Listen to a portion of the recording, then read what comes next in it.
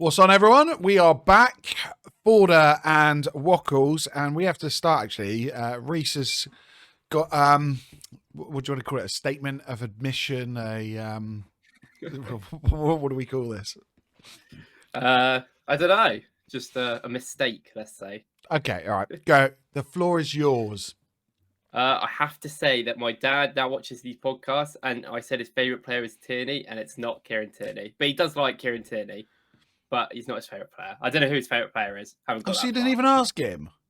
Well, he texted me saying it's not good, and I just like, I didn't reply. I was like, forgot. I love that, and I just didn't reply. We'll get that next episode. Okay, all right, cool. I like that. Keep everyone on a little string. So now you have to watch the next episode, guys. Yeah. Oh. How are you feeling? Apart from tired, what a game. What a game. It was unbelievable. But yeah, tell me just general thoughts, mate. How did you feel?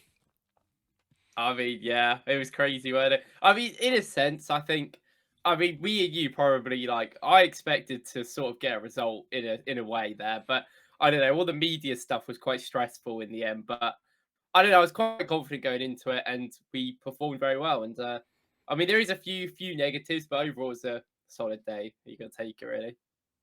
I mean, it kind of went as expected, which is a really weird thing to say. In terms of like the lineup coming out, exactly what we said it would be.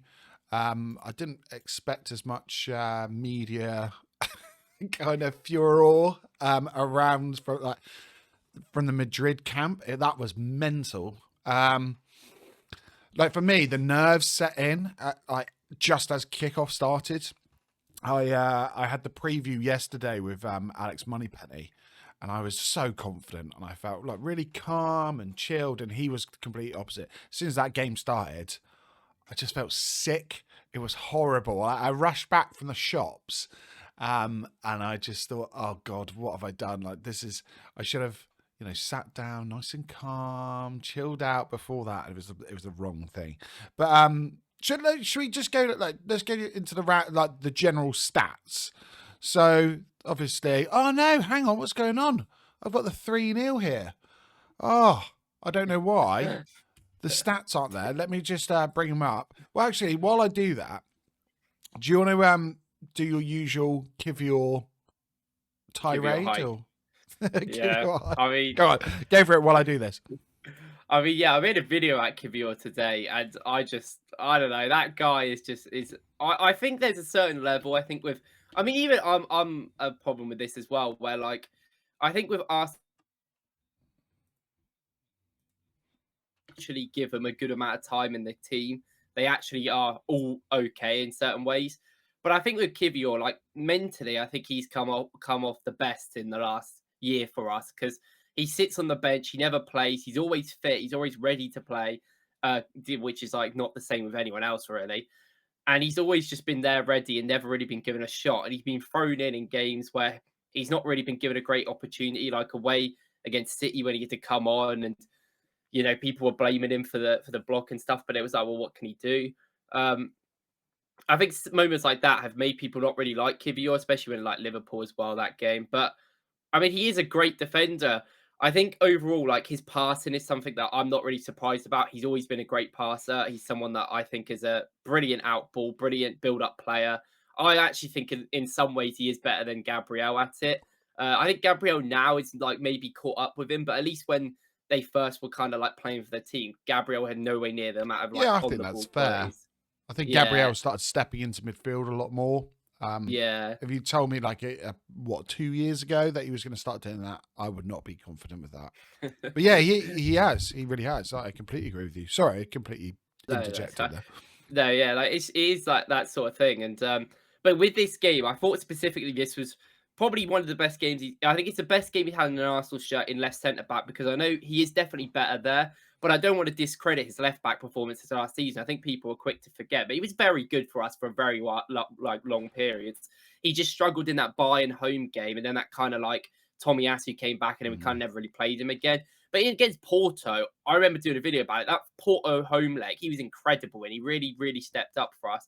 But in this game, it was the best defensive performance I have seen by Kivior completely. I think it is physically he was very good. I do think it helped with Real Madrid playing some weird style where they didn't have a striker, basically like us, and Mbappe was coming out of pocket really far Yeah. away. But I just think that like he really held him own, especially when Endrick came on. Poor Endrick. I mean, it's a bit small, bless him, and he's just not physically there at the moment. And Kivior was just so calm in defence, and I was kind of surprised, but then I think I can't remember he did some stuff early on, and I was just so impressed, and I was like, yeah, it was there was a minute like it's like minute 10 of the game, and we have a corner and we clear it. I think Raya punches it out. And then it goes to one of Real Madrid's players, it might be Rodrigo, and he goes for a long shot. And straight away, Kivior's pushing up and telling everyone to stay in line. And then as he's doing that, he notices they're going to shoot at the same time. And he just blocks it with his chest and goes flying. And that's when I just knew I was like, this guy's going to have a good game. Yeah, I'm looking right now. I put a tweet out. I just put 44 minutes. Go watch Kivior. And it's really funny because I had a reply from Thomas 010906 because that's really important. And he just wrote, "Why? What did he do?" And it was so good because it was Kivior at his absolute best. So he played a ball into the channel for Martinelli, and it was like inch perfect. We lost the ball eventually, I think, after Martinelli crossed. It came back out, and Kivior stepped up so aggressively, and it's something that's not really kind of natural to his game, I guess. But he stepped up straight away, won the ball back, and made another like lovely pass. And I thought, God, that's, he's a player who everyone's been talking about. Should he be in the lineup? I think for the first leg, maybe not for the second leg. I think most people would have agreed that he'd earned that place. He was just so good. I've got the stats here, or kind of us restricting them. Like 5 clearances. I mean, obviously William Saliba was unreal with his clearances. I think he made the most clearances in the Champions League for Arsenal since Per Mertesacker did against Bayern Munich, and I think that was 12 as well. But he was just unbelievably good, just in every aspect. It's nice. Like, hopefully we'll be doing the same in both legs of the semis, by which time, by the final, then we'll just be tired of having our Kivior segment, and then we'll just be used to it. Like, does that kind of affect the summer for you? Do you think he still has to go, or like what? I think there has to be a consideration. I think genuinely, even before this game, there's a slight consideration of Kivior might have to stay anyway. Because I think if we're selling Zinchenko, Tierney, maybe like Tomiyasu's not fit still, I think they probably didn't want to overhaul the whole team. So there might be a way that Kivior stays. I think that even if he does end up leaving, this probably puts his price up, if anything. But I think Serie A teams, more importantly, know how good he is. They saw him in that league. And they know in a back three as well. I think this guy could really dominate for Inter or these big elite defensive sides. But he's got quality. I mean, he's not Gabriel, who I do think is the best left centre back in the world. Not Bastoni, who is close, but I just think Gabriel. That's a conversation we might need to have at some point. I'd love that. That's good debate. I just think Gabriel's like that good, but I just think that doesn't discredit anything away from Kivior, and I just think. I think it was a real mature performance. I think Saliba did help him a lot. Like, I think I've seen people say, Saliba had a bad game because of that mistake he had, but he was excellent. The amount of composure he had when they were kicking the ball long and he was just bringing the ball down and shifting it out of play. He did that multiple times. And I don't know, it was a great defensive performance, which I'm not really surprised about. Our defense is incredible, I think. No, it was really interesting how we just kind of limited them to crosses, especially, I mean, you made the point before we came on air that they seem to revert to the kind of play that we've had to revert to when we've been lost in certain matches, and the crossing and getting Kieran Tierney on, your dad's favourite player. But like here, like the most crosses by Real Madrid in a Champions League game. So this is from Arsenal.com. 37 against us in 2006. 33 against us in 2025. So it's ironic that we're in there twice. So they obviously don't like playing us. I mean, the results speak for themselves, but it was really nice to, certain games you have to be happy to suffer, and our back four seems so assured in that. They're obviously drilled in it, but there's a difference between being drilled in it over and over and over again and being able to kind of carry that out in a match situation, let alone in a quarterfinal of the Champions League in the Bernabéu. They were unbelievable. I have got the stats back now, so let's kind of go through them. So this is a bit easier for everyone to see. So for this, 6 shots on target. Real Madrid again reduced to 3 shots, which I think is the same they had last time. Sorry, on target, that is. 18 shots on target in total. 10 block shots from them, 2 from us. And the possession there kind of says a lot about it, that I think what we did with possession, if I could bring up the field tilt, I would. I haven't got it tonight. But the field tilt wasn't like it was all Real Madrid piling on us. We kind of let them have the ball, but they didn't really do much with it. They had a similar amount of final third entries, I think, to us. And a lot of the time that was from wide areas and just crossing the ball in. It was just such a good performance. Just such a good performance in here. We've got, the XG. I think that says quite a lot. I don't know about you, Reece. I don't like looking at XG that much for a game in isolation.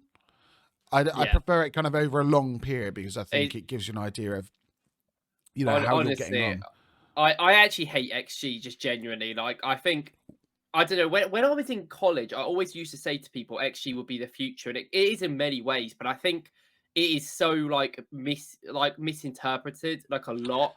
And I think like you said, specifically in one game, it's just not really a great metric because obviously we had a pen. So ours in this game is going to be a lot higher because of that. But not even like I remember the United and Liverpool game earlier on this season, and Bruno crosses the ball into Ahmad, and Ahmad heads the ball up in the air, and he's like 4 yards out. He heads it up in the air, and that doesn't count as an XG because it's not considered a shot. But I'm like, well, he was 4 yards out. And then like another problem is like I remember when Dembele was 1-on-1 against Liverpool and he overrun his touch and the keeper caught it. And it's like, well, that's not an XG because he didn't shoot. I just think, it's like, it is a complete, like, it's a bit of a stupid metric within one game. You have to take it within a season. And I don't really like looking at XG per team. I like looking at like per player, I think is more important.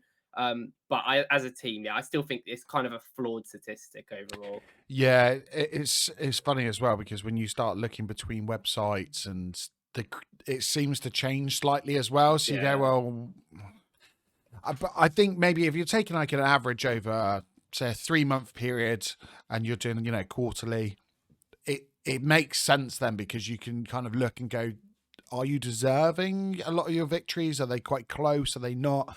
I think it was James Lawrence Alcott showed Arsenal's XG for all of the games this season. And he pretty much highlighted every single game. There was the Villa game, the Newcastle game, I think maybe the Man United game that we lost. But all in all, we've kind of dominated on XG. And I think over that kind of period, it really does say. But that's a completely different conversation anyway. I don't know how we've kind of got into there. But like just looking at the general stats, I think it's one of the games that it does show how good we've been. Because even like, say, goalkeeper saves, that's something that you can kind of look at and go, okay, 4 keeper saves for them, 2 from us, even though we won the game 2-1. So it's different between, I hate, when you look at shots on target sometimes, and again, that doesn't always tell you exactly the true story. But all in all, I think we were just dominant. For you in particular, was there anyone like that stuck out? I'm guessing I know who you're going to say, apart from Kivior. Well, I mean, Rice was the best player on the pitch again. Like, it's just over and over again. He is just becoming this good. And the thing is, though, like, it's just not really a surprise to us. Like, I don't think any Arsenal fan are really sitting there. Well, I mean, maybe some are, but I think most people are pretty. I mean, I'm just like kind of expecting these performances by him. He's been this good since Chelsea away, ages ago now. It's been half a season, and he's just an incredible footballer that gets so much like disregard, hate on social media because he's not a certain player that people think he is. But in this game, you saw him at his best.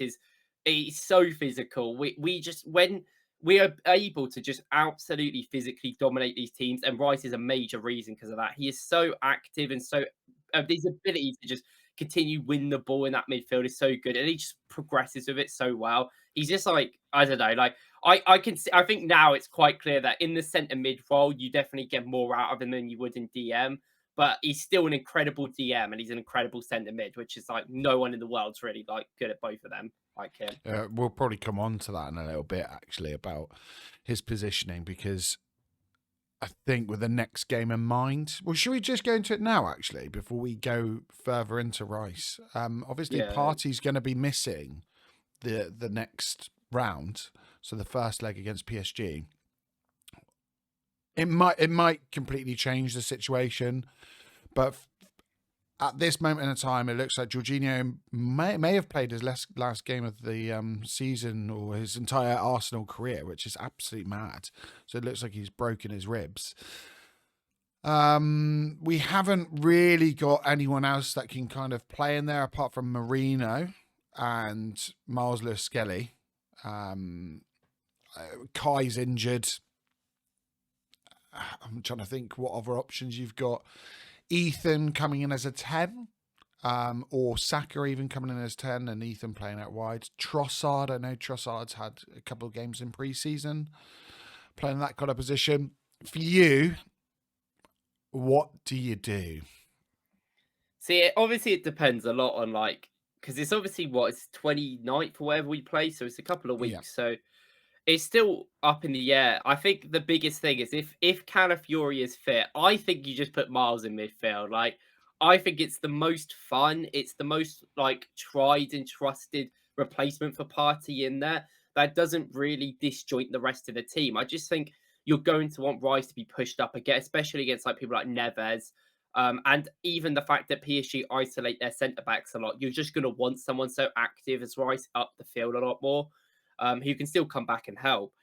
And I don't think Havertz is going to be fit. And obviously, if he was, you could probably move everyone around. But I do think it's more likely Arteta plays Rice there than anything because I just can't see him playing. He might do, to be fair, play Miles in that game. But I mean, even the games before coming up to PSG, not having Jorginho fit is actually going to be really like detrimental because we just don't have any backups there now. I mean, I think we should just try and play random players there, but I mean, it's going to be quite tough, I think, with the fitness. Yeah, I genuinely don't know what to do because for me, I think Miles is my preferred option in midfield. It's something I've wanted to see for a long, long time. However, we haven't seen him in that position yet. From the off, we've kind of seen him go into those positions. So I don't know if that's like a good idea against a PSG, the team that's flying. Calafiori, is he going to be kind of fit by that time as well? And are you changing too many cogs? So for the sake of maybe just moving Marino in there and then having Trossard up top, it's not massive in terms of how it changes. I quite like the idea of Ethan playing as a number 10 and then dropping Odegaard into that space. But the way Martin Odegaard has played like recently,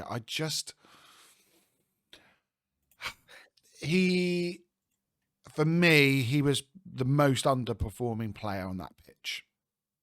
And there were times that even little things where we're in transition. Mikel Merino, ironically, did it really, really well for the goal for Martinelli. And just quick in transition, perfect pass. I wonder if Odegaard would turn back or try to play the safe pass. He's not that quick as well. He's not overly physical. So that's something else that we lack in that area. But like, he wasn't even buying fouls at times. So I worry about playing him there now, which is not something that I'd previously thought. I thought, oh, that could be the option. Play him on the left and then have Rice in as the 6. But for me, I think maybe Marino going back into midfield is probably what Mikel Arteta is going to do. Let's be honest. But yeah, let's go into Rice because that's kind of a bit more off topic. So him and Partey together. Sorry about the photo. I just found that photo hilarious. So 21 passes for Partey, 26 for Rice. Accurate passes, 21 for Partey, 25 for Rice. It was just, they were so good. Not just breaking up play, but just constant pressure on the Madrid midfield. I don't think they gave them any time. You know, I was looking today at the amount of distance covered, and I could find it for the total team, but I just wanted to look at the midfielders on their own. I just could not find the data, but I'd be really, really interested to see how many yards those two covered. Will you have a look now? I don't know, but I did see it. I did see a statistic that Arsenal ran like 22 kilometers more than Real Madrid in the Yeah, I 2 saw days. that. That's the Yeah, only one I've seen. but But I was I mean, Rice himself probably covered more than like half of the Real Madrid team. I can't lie. it's unbelievable performance. I mean, for you, like people are talking quite often, and to be fair, a lot of the time it's rival fans who don't want to give props to Arsenal players, which I understand. It's that football tribalism. Is he world class? Yeah. I mean, I just don't think. I just think it's because yet again he's very specific. He's not a very like he doesn't look good on the ball compared to like a lot of players, and that is Not what it that is. kind of cultured player, I guess. Yeah, it's like, I feel like people. Well, I mean, I feel like when you play for Arsenal, instantly you're going to be not regarded as very good by many people, just naturally. Even though, yeah, that is what it is.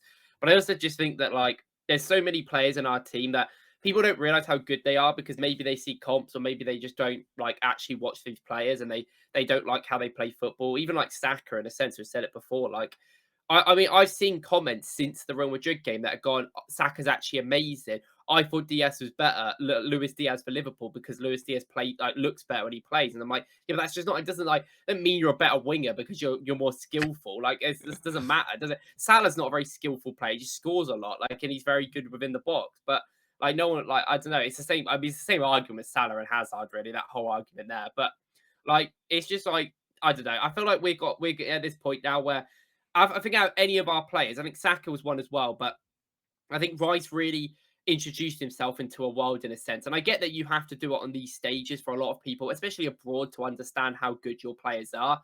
And the amount of like respect I've seen for him after that is crazy. He is just like an insane player. Like he's playing like the one of the reasons that makes us so successful in him playing in central midfield is because the adaptability we have. He is so good at recoveries, you know, with the graphic there, like tackles, running back, but also he's so good at progressive nature. He's been effective within the box recently. His goals and assists this season are like at a good level. He's got like 8 goals, 9 assists, or something like that. And he's just improving every week. And it's quite clear that he is like, if Rice is in our team, I do think the whole team works. I think without him, there's a lot more problems, especially with the fact of like just ball progression and like that sort of like problems we would have. But he just has it all, and he's so fit. He's crazy because the technical level of Arsenal's team right now is like through a roof, but that physical is always there. And I feel like in the Champions League, this definitely helps us a lot more in the Prem. And I said this the first time I ever spoke to you, it was after the West Ham loss. And I Yeah. said that I think we have more of a chance because in the Champions League, purely just because in the Champions League, teams don't like playing against teams that are willing to sit deeper or can sit deeper. I mean, you saw our possession in this game. I think, other than Inter, there's no other team that would want 30% possession in most of the Champions League and just like be good still. But Rice is like a major reason for that. Yeah, his recovery's there. Just the ground he covers is just mad. Because I think if you look at his heat map, it's obviously going to be on that left channel that he usually kind of roams in. But in terms of recoveries, so the green triangles there, the 2 tackles he made. But he is on every blade of grass, and I think it really showed towards the kind of like the 70th minute. The Madrid players looked like they were fading, and I guess mentally you start to fade, but it must be so difficult when you look and you just think he has not stopped running. He, like, everywhere you go, he's there, and it must be a horrible like feeling, I guess. I never really had to worry about that playing football because I was up front, so I kind of just watched everyone else running around, so that was great. But yeah, it's just unbelievable player. Let's have a look at the lineup. Let's just go through the lineup then. So David Raya in goal. Sofa scorer giving him a 7. Do you think that's fair?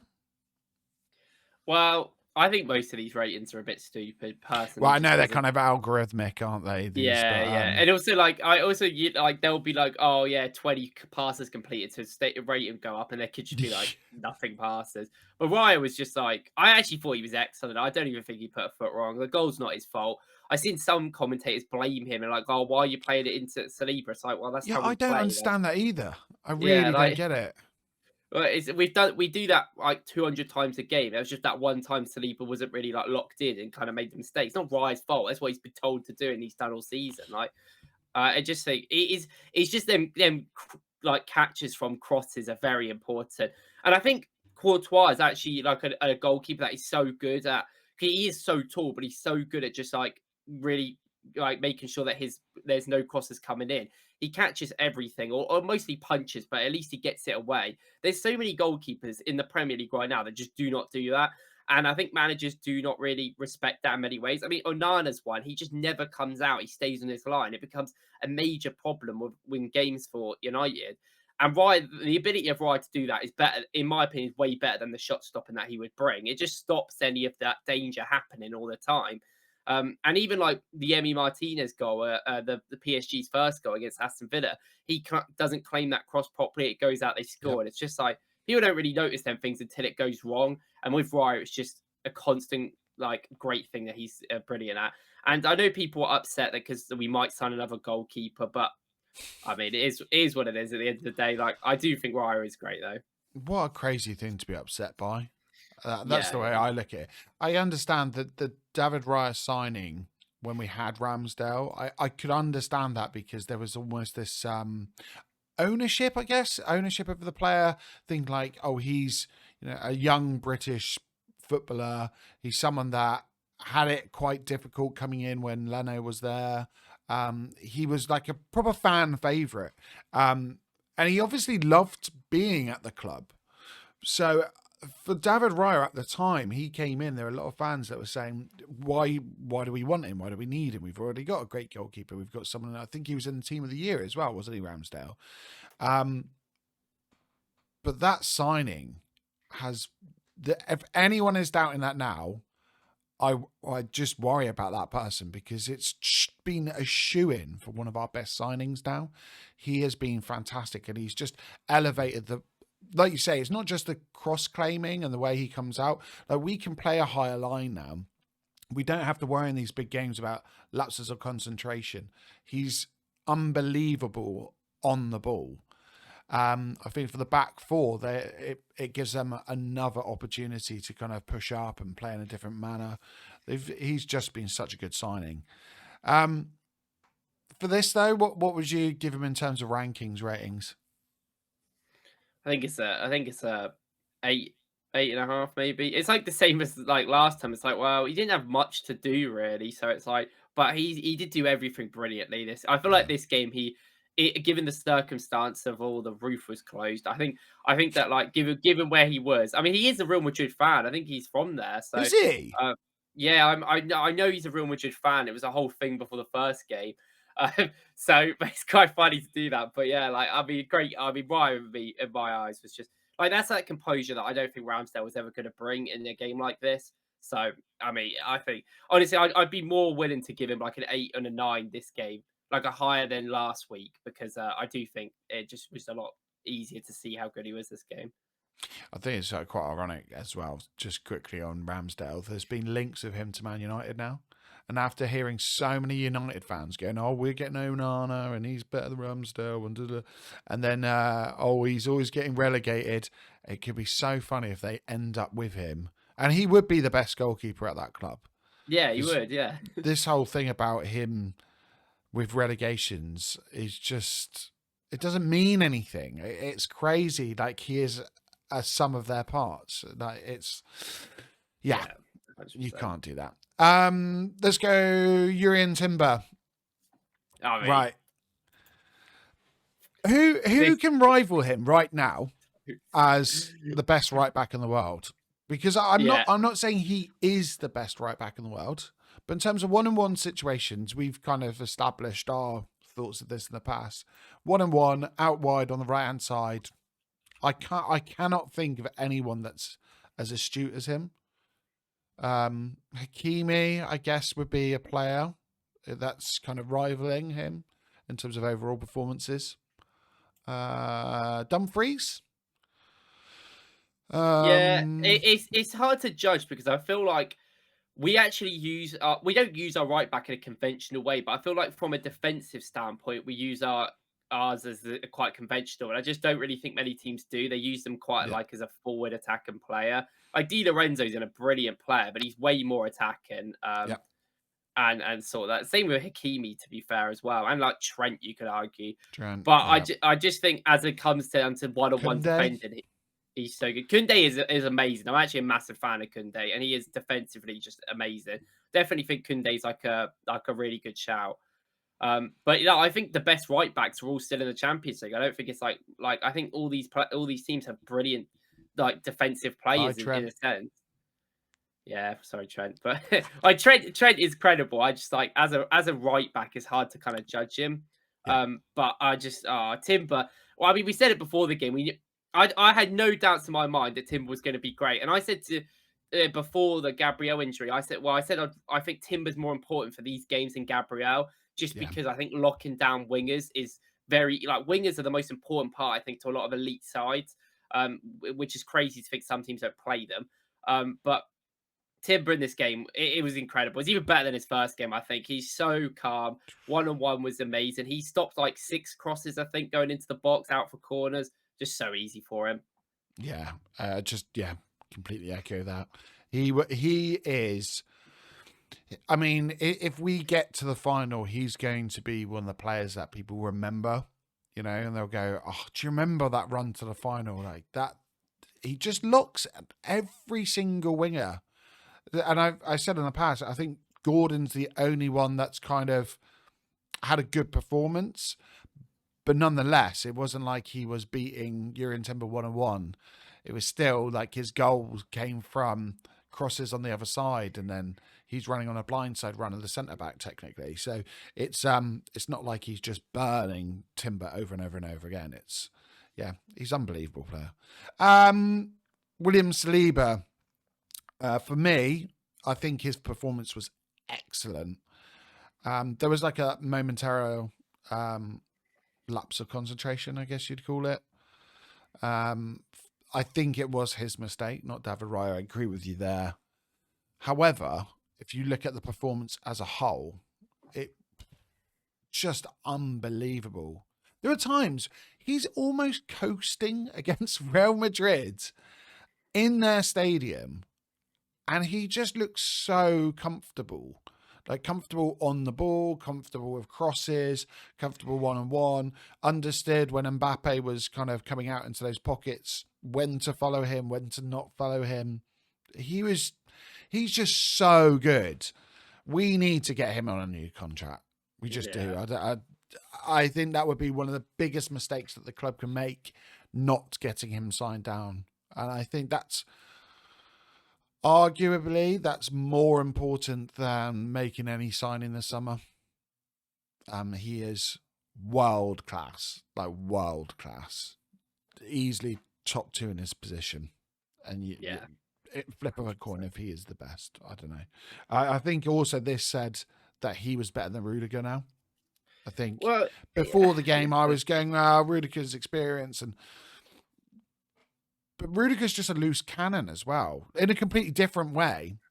Don't get me wrong, Saliba had that, just mishap. But Rudiger, I think, how did he not end up with a red card with the amount of yellow card offences he was doing? And he's just a liability. But, yeah, go on. Go for it. I mean, I'm kind of, I do watch, I don't watch as much as La Liga as I do as, the Bundesliga or the Serie A, but every time I hear about the best centre backs in the world, especially from fans from abroad, I always hear like, "Oh, this guy's good, this guy's good," and I watch them like a decent amount. I just go, I don't see it. Like maybe Yeah. I think they're good, but I watch them compared to like Van Dijk, Saliba, Gabriel, even like Hulson in for Bournemouth, even like some of the other good defenders. I think there's a lot of good defenders in the Prem, and I just never see the hype around other players. I think players in the Prem are a lot more calmer and have to do things. I mean, we saw Rudiger at Chelsea, and I never thought he was that good. Like, yeah, okay, you won the Champions League, but he was like all right. Like he still makes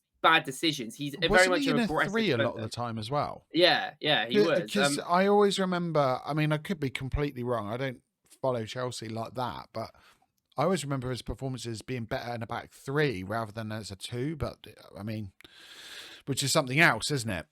Yeah, yeah. It's I don't know. Like I'm not like high on Rudiger. Like I think he's definitely improved from his Chelsea days. I watched him a decent amount, but I'm not. I just don't like. I look at him and I'm just like, yeah, he still gets out of position sometimes. Physically, some strikers do dominate him, and he really struggles. He makes rash decisions as well. He still never lost that part of the game. And I just think because Real Madrid have such a good like overall team, I think sometimes the individual like problems of players are masked. And like a lot of it is like Rodrigo's another one. I've spoken to so many Real Madrid fans, and they've said we need to stop this 4-3-3. And I'm like, the 4-3-3 is fine, but if you're going to play a 4-3-3, you need to have Rodrigo not out on the right. You even sign a right winger and get rid of Rodrigo, or just don't play him. You can't be like stockpiling talent and playing him in wrong positions and then Hmm. hoping it would work. Like Valverde, a lot of people say he's the best midfielder, but then if he's the best midfielder, why are they shoving him out at right back half of the season? And it's like, well, because they've got injuries. But surely you would try and find another solution to play right back or one of the defenders there if Valverde is really that I best think he's midfielder. one of the only players that's disciplined enough to do the job, which is Yeah, that half is of Real true. Madrid's problem as well, if you know what I mean. Because I just, there's so many of these players, and that was one of the huge issues going into this tie. They've got too many players that are almost playing for themselves or think they're Yeah, like too good to be doing the hard yards. I saw someone say Mbappe and Vinicius want to be like Cristiano Ronaldo, but one of them has to be the Benzema of that yeah, duo, which is so ironic because it's that situation when Ronaldo left. You saw how good Benzema was, and he'd always kind of been holding that back for the good of the team, which says, I think, shows how good he was. Like he's such an underrated player. Um, but I look at that lineup, and there are far too many holes in the Real Madrid side just in terms of like Alaba having a layoff, and I don't really like him as a left back anyway. Rudiger, full of errors, full of just problems. He's just a madman. I think Asensio, I feel for him a bit coming into that. It's not the easiest thing to do, especially when you've got your right back constantly changing. Vasquez, for me, shouldn't be anywhere near that team. He was I actually was more worried about Valverde playing there than I was yeah, about Vasquez. But I think that just is probably more about Valverde than Vasquez. And then you got like Tchouaméni and Valverde, I think are fantastic prospects, but they were just kind of left to do all of the work. And it's so difficult for them. Then you got Bellingham, who we said after the first leg, almost like petulance. He is I just don't know what he was doing at the end of the match. Like trying to kind of get players to get yellow cards and that whole tangle with Declan Rice. And I was like, you're losing. You need to get back into this tie. Like, play some football. Like, what are you doing? But I think he's almost got this. I mean, he has definitely got a chip on his shoulder. You saw it when he was at Dortmund. He started kind of becoming that, the big fish in a small pond, that kind of syndrome. And he was obviously always going to go to Madrid. I think last year he had a lot more freedom going forward. But with Mbappe coming down there, I think that's put him down a peg or two. And there's the whole thing with Bellingham and Rudiger getting into an altercation. Then it's Vinicius, you look at the red cards he's got recently. He's obviously another player who's got a bit of a chip on his shoulder. Mbappe definitely does. I feel a bit sorry for Rodrigo. He seems like quite a nice lad and almost like in the middle of it all. But it is. Yeah, I mean, their team just looks like a mess on paper. Like everyone goes on about, oh, we'll give Real Madrid credit because they don't pay money anymore. You know, they get people on freeze and they pay the wages. But in order to get Mbappe, that's the reason why they have no defenders. People go on about their injury concerns. They have less injuries than enough. They have 4 injuries in their main team. And like Yeah. their defense just looks awful. Like they have Fran Garcia on the bench, and Ancelotti doesn't want to play him because he's not experienced. Well, I mean, like, so you're going to play a half-injured Alaba who's not played left back in 2 years. I mean, he has played left back half his career, but like I just don't really understand. And like, this whole team's an absolute mess. Like even Tuchemeni and Valverde, they have to do so much work because Mbappe isn't going to come back.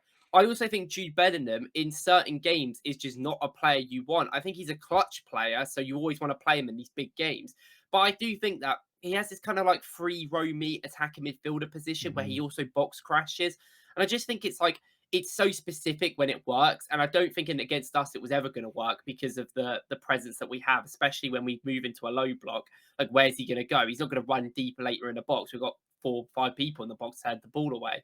And it's the same problems I have with Bellingham for England. I think there's some games where it's just not the best for him. And I also think there's a certain level of like, yes, everyone in this team does think that like they can win the game for the team. And that like sometimes is not good enough. But like the composition of their team is just so funny to me. Like they have 3 left wingers in their front 3. Like Mbappe is a left winger still. I still think he's like arguably better out on the left. Rodrigo is 100% way better out on the left and never gets to play there. And in the players that can play right wing is Gula, and he just sits on the bench and he's like never plays. Like it's just like that is ultimately like an Ancelotti problem. Like that is like enough to be sacked. Like and it's been the same problem for years. But like it's with us. It's like we have players that we maybe don't like consider too much and don't get played. And Arteta doesn't rotate a lot either, realistically. But I mean, we've still got players that like can work into different positions and. You know, you could. I mean, we've put Marino up front, and it's like worked out. I just don't think Real Madrid would be able to find the same solutions. It's like Mbappe or nothing, or Vini or nothing, and then that's it, really. Yeah, I just looked up on Capology for Mbappe's wages. So base is 516 grand a week for a free transfer, and then his bonus is 668 grand a week, which makes 1.1 million per week when he gets his bonuses. Mbappe is the perfect example of why if anyone talks about net spend, that there's like I just do not. I never regard net spend as a legit statistic ever. And I see it all the time by actually like intelligent analysis. Well, I'm just like, how will we consider? Oh, Arsenal spent this amount of net spend. I'm like, Man City obviously have more assets to sell, but also like we're not accounting free. So Real Madrid's net spend is nothing on Mbappe, but they spent 300 million on wages. Like, which is 61 million a year. It says here. Yeah, that is crazy. That's way more than any other transfer. Like, that is an insane amount. Yeah, it's. Oh God, hang on. I'll let you continue a minute. While the dog's going a bit crazy. Yeah, I mean, I just think honestly, like this whole net spend thing is just it gets to a point where I see it all the time, and I just think it's such a stick to beat people with. But everyone in the Prem has to spend so much money to be able to compete. But it still means you have to be smart with your money. Like we buy 3 good first team players, and it costs like 200 mil at this point. We're going to see this summer. And I just think, net spend is a bit of a scam statistic, really. I mean, I'll look at Rice for his salary because I know some people go, well, we spent 100 million on Rice. So Rice doesn't have a bonus in his salary. So he is 240k base, they are saying, which is 12 million a year. So you just look at it in that respect. It's, you know, like basically the entirety of Declan Rice's contract is 1 year for Mbappe, which is, actually it's less. It's less for his whole contract, which is mad, just mad. Let's go on Miles Lewis-Skelly, because is there a better youngster right now? I mean, there can't be a better young left back in world football. Have you seen the video of him saying "Vamos" to all the Madrid? Oh my God. the cojones on the lad. He just exudes confidence, doesn't he?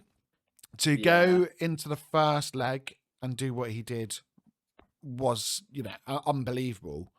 To then go to the Santiago Bernabéu, put the performance in that he did, and have the guts to kind of smile to the crowd and say things, and that even his post-match press conference, it was just hilarious because he was saying, "Oh, just came here to have some fun, do what I do."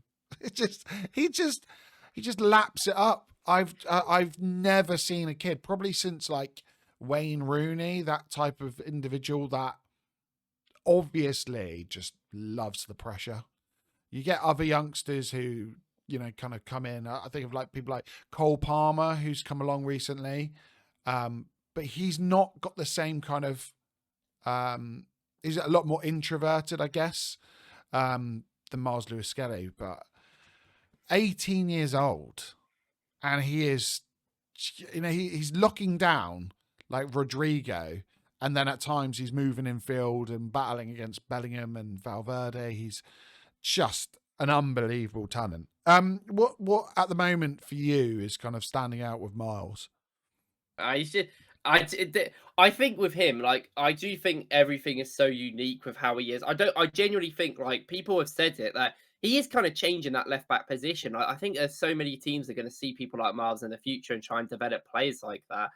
That in my opinion, the personality of him is almost as important as the on the ball qualities that he has.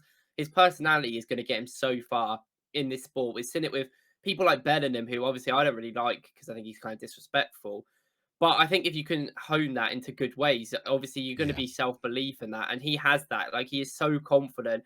He takes the risks that Arsenal have needed to take for years now, which we don't take. We are such a hard team to beat, and that is a great thing. But sometimes it's not great because we draw our games because we are scared to like actually commit. And he is someone that is just willing to commit, and sometimes you need that, especially in these sort of games. And I think that is just like it's such a unique thing.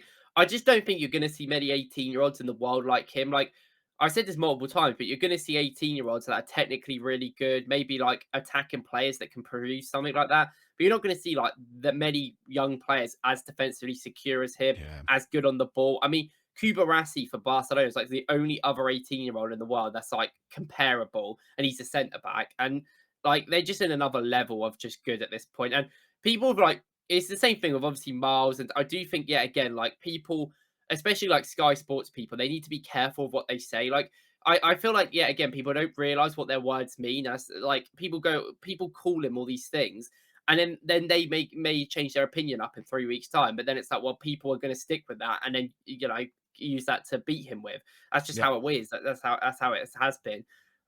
So I do think like there's a lot of disrespect has been put on him, and then after these two Real Madrid games, I've just seen like so many people, so many European fans just be like, this kid is insane. And he is insane. He is like a special talent to have. And it's crazy to think that like he never even really got this sort of build up. Like, we saw Ethan when he was 15. I know not long, and we've seen him for the years, and we've known about Ethan like getting through the team. But Miles obviously trained a little bit with the first team last year towards the end, was in the preseason tour, but then this season is just into the first team. And his first competitive debut was like 5 months ago, and now he's yeah. playing against Real Madrid. It's just crazy. He might be one of the only players to kind of come in through half a season as a youngster and do what he's done. Yeah. Because quite a lot of the time, it's like a plan thing. You get your Phil Fodens that are bled through really slowly, or you get your, I don't know, your Wayne Rooney's who come and they are planned at the beginning of the season to be part of the team. Miles coming in the way he does is unbelievable. And it's really interesting because in certain respects, he's a real clear Arteta player. Like, he's assured in the ball.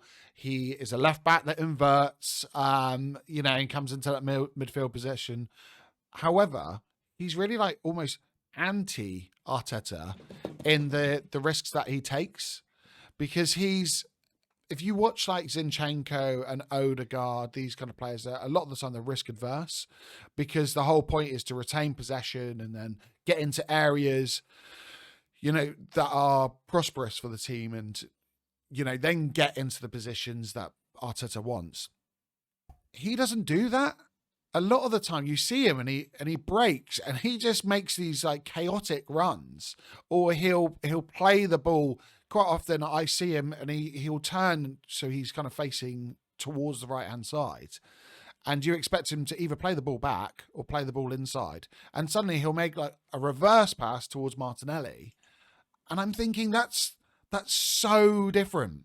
It's so different to all of the other players that we've seen in that position for Arteta. He's an absolute revelation. He really is. Unbelievable player. Right, let's go on to our next player. So we've gone for all those. Thomas Partey. He's going to be a huge miss, let's be honest. We've talked in the past about him leaving the club. We've talked about the mistakes that he makes, and as much as, he has these moments of brilliance, he can have these disastrous moments. For you, like, what? Just give me a rating first. What would you rate him as?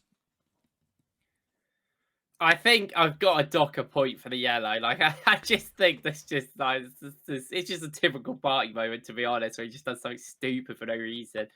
But I do think he was incredible. Like, I do want to say like an 8 overall. Like, he was really, really good in this game. So, which says a lot, because if he's been docked a point and he gets an 8, I mean,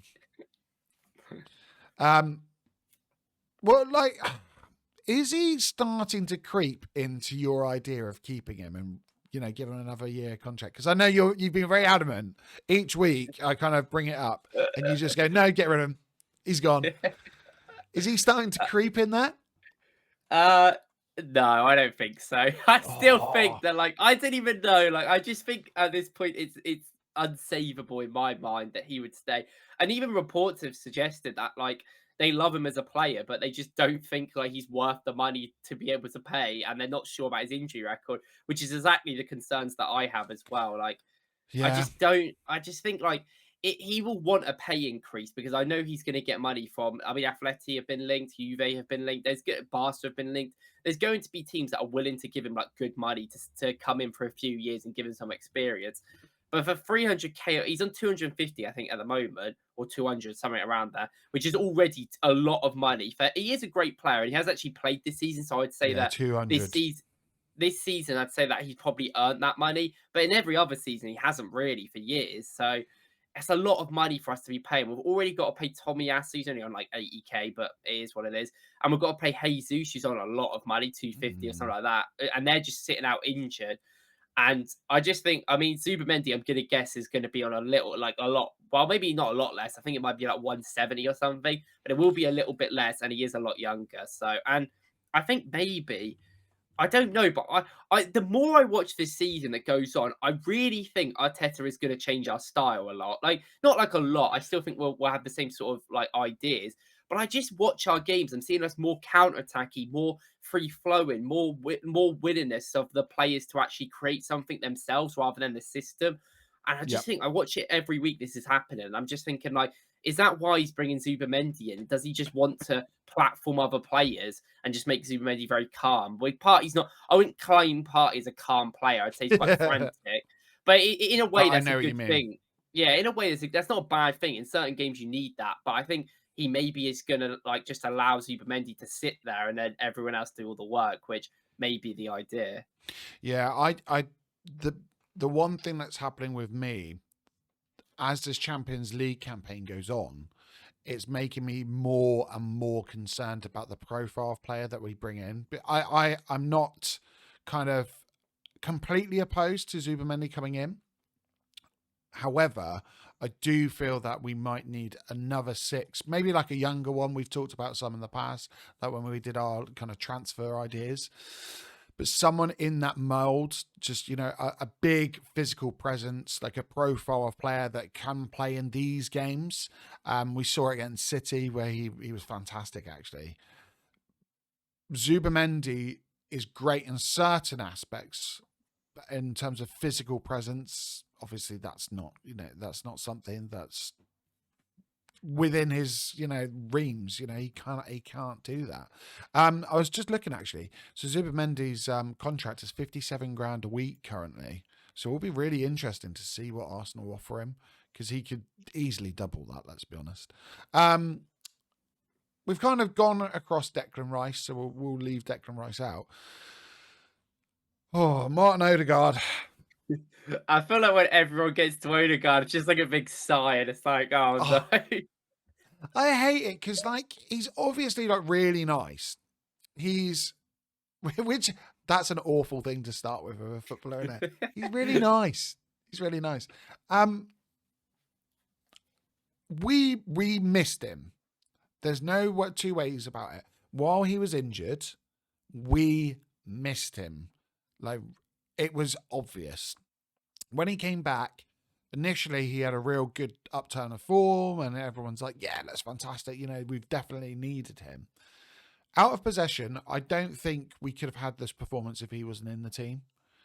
The pressing he does, the way that he kind of dictates, and I don't mean dictates play in terms of a Scholes, but he's almost like the manager on the pitch, if that makes sense. He kind of coaches everyone and talks to everyone. Like Marino, that is probably one of his best performances. I think that's probably partly to do with the fact that he's got Martin Odegaard constantly coaching him while he's there. However, and I touched on it earlier, in transition, he was so frustrating. And I put a tweet out just saying, Odegaard, step up. Because you're the captain, and I know that these game states aren't perfect for you, but you've just got to do better. I don't know. You're losing possession. There's times where weight of pass wasn't right, choice of pass wasn't right. He wasn't even, quite often he does retain possession because he makes the right choice. A lot of the time I was looking and going, you're not even making the right choice. You're not buying us some time with a foul. You're not even in a Bruno Fernandes kind of way, making the long balls and trying the Hollywood pass. And I mean, Bruno's got his own set of problems, but at least sometimes you look and go, well, he's trying something. I don't know what Martin Odegaard was doing in possession. And that's a really big concern, that in possession, is it harsh saying he's becoming a problem? Or he's becoming a concern, definitely. Rather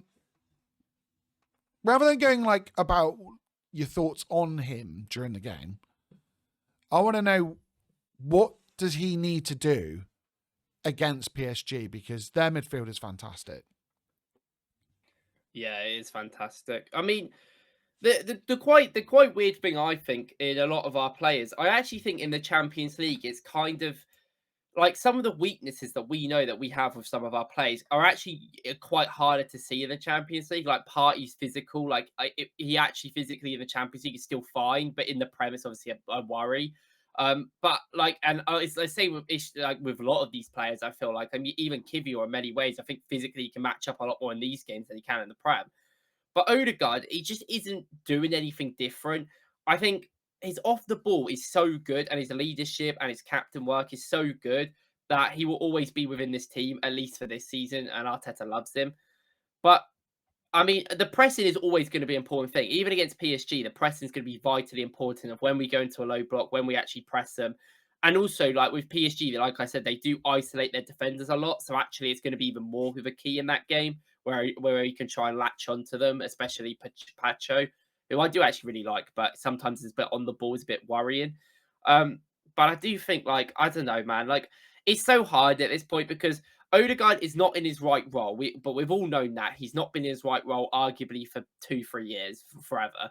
And he's just, I don't know, I find it hard to continually say that because ultimately there's a certain level of who have to step up, like Martinelli, who has stepped up very well.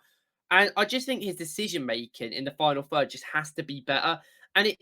What it is like, I think a lot of people have said it, is like when Saka gets that ball and Saka wants to make a run or he's like looking to do something, Odegaard doesn't give him an option. He just stands there like he just wants the ball back. And that worked, I think, like last year before, where we could do great wing play, especially when the fullbacks like go up the pitch a lot. But in games like this, when we can't really rely on Timber to make them overlapping or underlapping runs, it just has to be on Odegaard to make them runs. And I've always said that I never really criticized him for this before because it's not the player he is. But I think there's a certain level of it's not hard. Like you're a professional footballer, you're the captain for this team. I would expect you to make some runs in behind, even as a Yeah. dummy run for space. And also for an instance, like Saka is our best player. Like we need to platform Saka more than you because he is more important. And You're we had asking these a whole lot of Saka in that. You're yeah, asking a exactly. And lot of him. it's just not fair as well. And all these other players that they have to kind of pick up for Odegaard on the ball, off the ball, he is incredible, and he is a 10 out of 10 off the ball every game, which is a brilliant thing. But at a certain level, it's like we bought him for his on the ball ability, I think more than his off the ball ability, and it's kind of like transformed into that. And I just don't know what it is. He looks really uncomfortable at shooting in the areas that he used to be so good at. Even in this game, I think he had 2 shots like later on and they were just poor. And I'm like, I would expect a better shot there. He's way too like one-footed in many ways. Like he is just way too left-footed. And I don't know, man. His connection with the ball at the moment, it doesn't even look comfortable. Like his technique looks, I don't know, something just looks off. And that since that injury, I don't know if there's something behind the scenes. I wouldn't be surprised if maybe in the summer they say, oh, by the way, Odegaard's undergoing another like minor surgery, just clearing something out, or, you know, whatever it may be. It seems like he's, I don't know, not confident in striking the ball fully. And that kind of worries me that, like, are we still doing this thing of we're just kind of getting through it because we've got Ethan. And I know not Ethan brings different problems. He brings a lot of solutions actually in that position. But like you said earlier about the running it, you know, running beyond, giving Saka an option or even just a dummy run, you could really see it when Ethan was playing because Ethan picks up those central zones in a different way to Saka. And it was getting so clogged up in certain aspects. And it was like, just make some space for the kid, like try and help him out. Whereas I think Bakayo's, I mean, he's so intelligent on a pitch that he kind of understands what Odegaard's going to do, so he makes up for it. But it is worrying sometimes. Yeah, and I agree because Odegaard, how many open play goals did he score a couple of years ago? It was a lot. He got It was like 15. He got 15 non-penalty goals in the Prem, which was the highest for a Premier League midfielder. yeah. I guess at the time, I guess it is still now. I don't know who had done Yeah, that. I think was And it joint with De Bruyne? I think. yeah, yeah.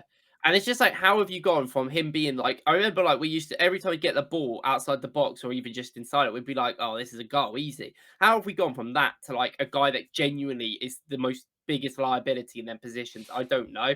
Like to me, that must be an injury thing because you just you don't just forget how to shoot. Like, and it's not like, okay, you could have a bad season, but it's not like he isn't scoring any of them. It's not like he's scoring a couple. He's literally scoring none. So it might be that injury thing, and I'm hoping like in the summer maybe he has a rest that he needs, and they will look at the drawing board again. He gets better, but it's a major concern because we can't really have someone on the ball being such a liability in these games. Like Partey's not going to be there against PSG. We need Odegaard to help us a lot more and Yeah. step up. But he's just like not really doing a lot. And I do think in many ways these games aren't really made out for him. We Arsenal are becoming a little bit more of a counter-attacking side in the last month, and he is just like, I think that it might be a reason for that is because he isn't very good at creating anymore. But he is not a counter-attacking guy. Like he's a good like pass option in a deeper counter-attack to like first ball, second ball sort of thing. Yep. But you don't want him running through because he just isn't going to make the runs that you need. So it's a concern. It is a concern, and like ultimately we have to be critical of him because he is our captain in many ways. But not even that, he is a player for our club in the highest level. Like if you're consistently not playing at a great level, then it has to be spoken about. We can't just like pretend it's not there. And I like, there's nothing against Odegaard personally. It's just that it needs to be picked up, and maybe it is the injury. So like I'm willing to, obviously people are saying like they sell him. I wouldn't go that far at all. But like we need to find ways to make him better, like rather than just throwing him out. I think. Yeah, and looking at the kind of 10 options, if you were getting rid of him, you'd have to bring in someone unbelievable. You would. And like players like Musiala and Wirtz and whoever it may be. I saw there was a really good article essentially about the options ahead of Odegaard. And it broke down all of the stats from, shot creating actions to progressive passes to progressive passes received, pressing numbers. So it kind of gave them like a real good overview of all the number 10s and the top 10s in Europe. Odegaard ranks so highly in progression, and he's just not the same in terms of, he's not a carrier like a Musiala, and he's not a kind of a GA kind of player that Wirtz is, but he does everything else so well. And looking at him, he's just so well-rounded. So as much as he's not performing as, as we want him to, I do feel like it's not as easy as just getting rid of him, because those other players mentioned, they kind of bring about their own problems. I think maybe if you brought in a Wirtz, then a Zubimendi deal makes perfect sense, in actual fact. He's probably like one of the only players I bring in, but like a Musiala, for me, he would kind of almost sometimes play with Odegaard rather than instead of him. But, that's a whole different conversation, I guess. Let's go into the next players. So do you want to go Saka or Martinelli? We'll speak about Martinelli first. He is just, I actually am very happy for him. But Martinelli is a brilliant example of someone who had the same issues that Odegaard have. Some of it may be tactical, some of it maybe he's not in the right role, but some of it also is he just wasn't performing. He wasn't confident, he wasn't taking people on, he wasn't being effective. And Martinelli, since he's come back from injury in that Chelsea game, in United game, he's just looked so much better. Not every game. I even think against Brentford on the weekend, he wasn't like the best, but I don't think we particularly as a team really cared for it in a sense. Yeah. But in this game, like I just thought his work rate in this game, I will always appreciate, and I always would appreciate Martinelli's work rate. It's same with Odegaard off the ball. Like I always would appreciate, because it's such an important part of our game. We're one of the best out of possession sides in Europe, and it's because of these players. People always say like, well, why do you get your wingers to defend and they've got to create? But that's because they're so good at so many things. And Martinelli should never be considered to leave this club when he works as hard as he does, because I would rather have a player that works as hard as he does and it isn't quite working out than anyone else at the end of the day. His running in this game was insane. He was coming back, helping the defense, helping Miles so much. Him and Reece were running everywhere. This left-hand side in the last month has been incredible. His work is worked much better. The progression has been so much easier. Reece and Martinelli and Marino as well coming over to that side have been massive benefits to it. And in this game, everyone was talking about it before. Like you could see Martinelli scoring on the break, and he got that goal in the end, which he absolutely deserved. And in the 93rd minute to be making that sort of run when we've basically already through, it deserves a lot of credit, and it's a great finish as well. Yeah, I mean, it's almost polar opposite to Odegaard at the moment. Like this match is perfect for him. Yeah, I mean, he took Vasquez out of the game. He took Valverde out of the game. At times, he took Rodrigo out of the game. Like for Miles Lewis-Skelly, it must be lovely knowing that you have got a winger there that's not going to kind of leave you hanging, high and dry. And then you got Declan Rice on that side as well. It's really, really nice because he's someone that he always feels like a Hell End graduate as well, if you know what I mean. I guess because he came in at such a young age, and then he kind of, I'll use a Micah Richards term, he burst onto the scene, and then he had a downturn in form. But right now, I looked at the stats. I think he's made 23 shot creating actions since that Chelsea game that you mentioned. In the 15 games before that, he'd made 23. So that's like in 6 games, essentially. He's been unbelievable. I've just brought up some of his stats for the game. So, it's just disappeared. Let me bring it back up again. So he had, for this, 2 shots on target, 4 dribble attempts, which we haven't seen from him. So it's been so nice to see that. 42 touches, 1 key pass, 1 cross. He won 5 ground duels. It was fouled twice, so it was buying us possession. Like 1 clearance, 2 blocked shots. I just for a winger to have those numbers out of possession is insane. But like you say, that ending, he almost like summed up the entire Arsenal team. Like 93rd minute was it that he scored? 93rd minute, he makes that lung-busting run, and I just thought, how many players would be willing to do that? You know the tie's over, but he makes that incredible run, and I mean, great finish as well. Great finish. It was brilliant. I always think as well, like this may be like maybe a bit like overreact a little bit, but I do think that we do have an actual quite a nice balance within the squad right now. And I always felt like the problem with Arsenal is our build up has just inherently been quite slow. It just is slow, and I do think a Yeah. lot of I think some of our creative players might be the reason for that. But like on the right hand side, at least for Arsenal, I like to think that our team's a lot more slower in build up. You know, Saka is much more intelligent, so it's fine when he's slow because he just still will create.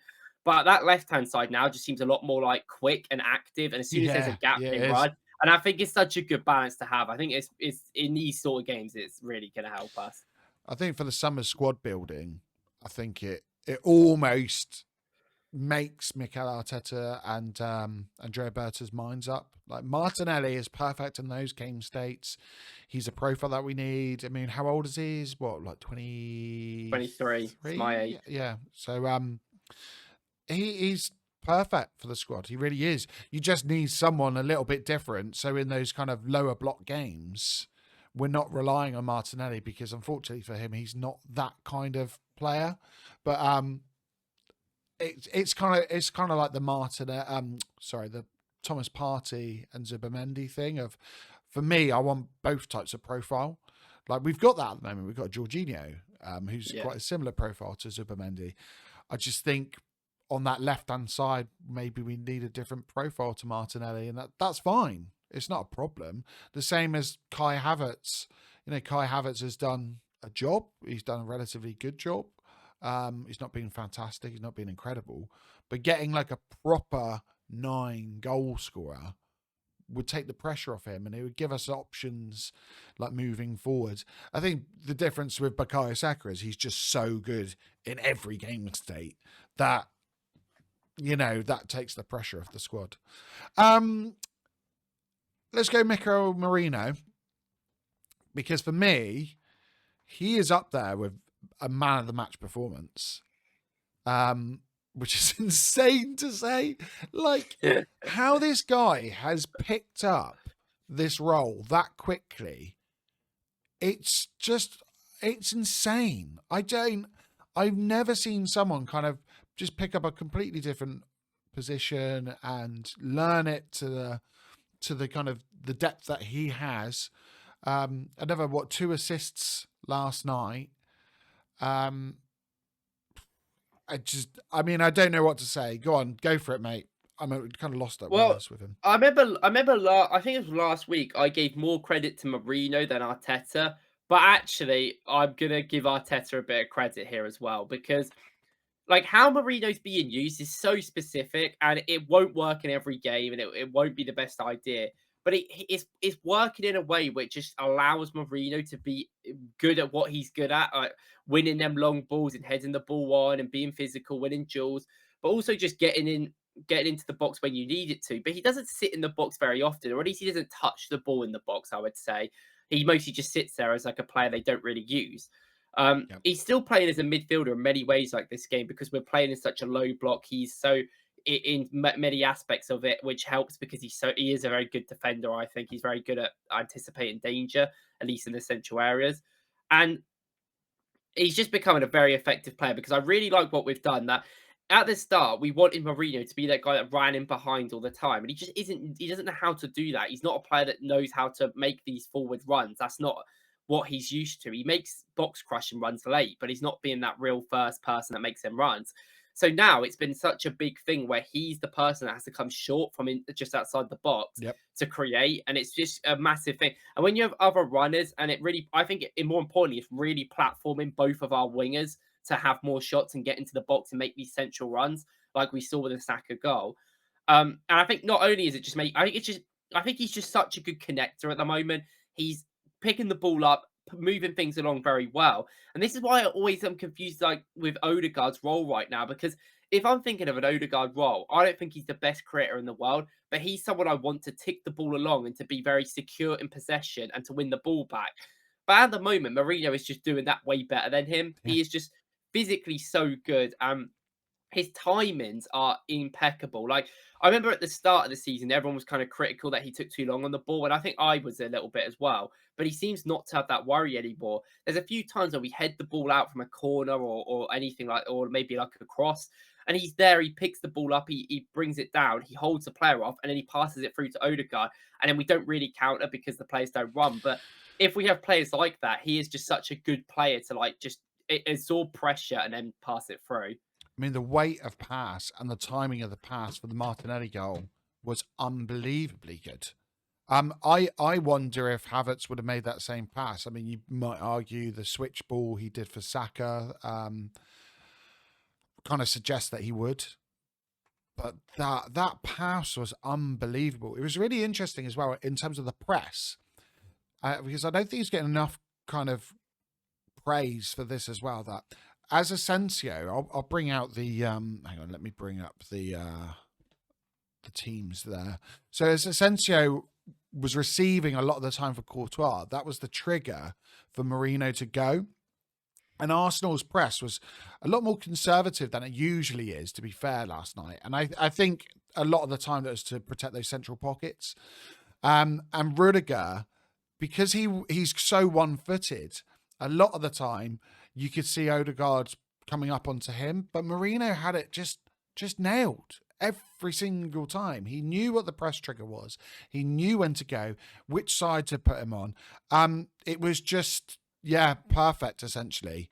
And then at times dropping into midfield, then other times playing as like a true number 9, I guess, holding up possession. It was just a almost perfect performance from him. It really was. I'll have a little look at his stats a minute. So he had for this game. So one shot, he had 2 dribbles, which is not really Mourinho in itself. It's just not, is it? Two big chances created, 3 duels, 1 on the ground, 4 duels, 1 in the air.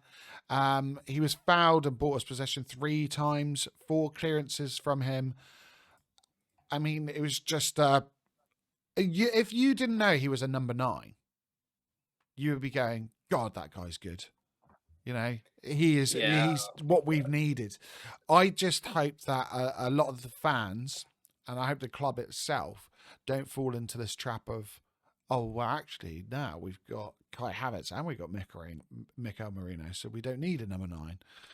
Like, please don't fall into that trap. Like, for us to move forward, we need true, like world-class quality in every position. What a brilliant addition he's been. Like, he's been fantastic. What, 2 months ago, everyone was saying he's awful signing. Was the point.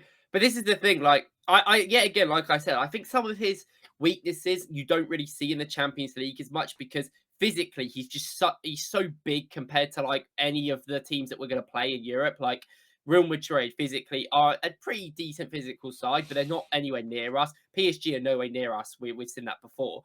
And Marino is going to be that problem for these teams. He contested 17 duels in that game and he lost most of them, but it's not about winning duels with the striker. Like, no. I remember Havertz, when Havertz was so effective for us at the end of last season, he was getting into like 15 to 20 duels per game. And it's because, like, even in the ones you lose, you got the second balls there, especially people like Reece and Partey. You win the ball back. And Marino in this game it's literally what I like the best performance he could have had as the player he is in that role. And the creative work that he did, I do think in many ways is better than Havertz up front. I do Havertz is very right side biased, and Mourinho is quite left side biased, I would say. But still, Mourinho had a lot more willingness to go on that right side and help. He's so much more of a facilitator. And Mourinho, I think we know with Havertz, if you put Havertz up front, there's always an idea that you want Havertz to get into the box and finish.